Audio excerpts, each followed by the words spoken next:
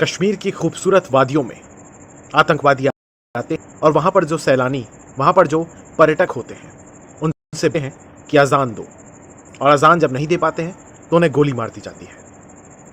पुरुषों की पैंट उतारी जाती है और चेक किया जाता है कि हिंदू हो या मुसलमान, और अगर मुसलमान नहीं हो तो भी गोली मार दी जाती है।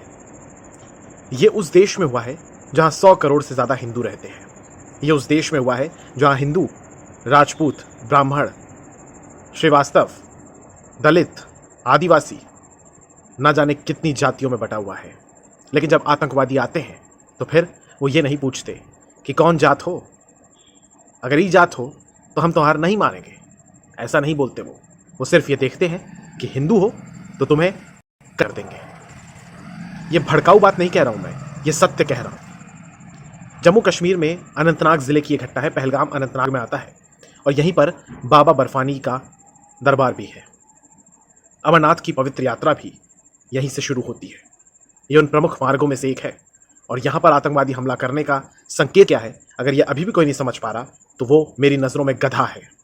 और वो लोग जो इस समय, कुछ ऐसे लोग भी हैं जो ये कांग्रेस वर्सेस बीजेपी कर रहे हैं। कोई तो ये भी कह दे रहा है कि प्रधानमंत्री मोदी सऊदी अरब गए हैं, दौरा छोड़ के वापिस आ जाए, देश में आतंकवादी हमला हो गया है।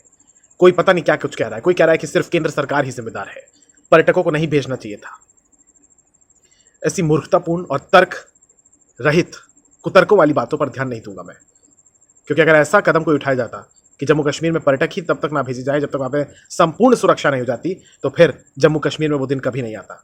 ये बात सब जानते हैं, सब इससे सहमत हैं कि जम्मू कश्मीर में हालात सुधरे हैं। कंप्लीटली आतंकवाद नहीं खत्म हुआ है, लेकिन हालात सुधरे हैं। और कुछ लोग ऐसे हैं जो रोजी और रोटी का हवाला दे रहे हैं। मैं मानता हूं कुछ अच्छे लोग होंगे कश्मीर में, लेकिन बिना ओवरग्राउंड वर्कर्स के, बिना अंदरूनी सहायता के यह हमला नहीं हो सकता।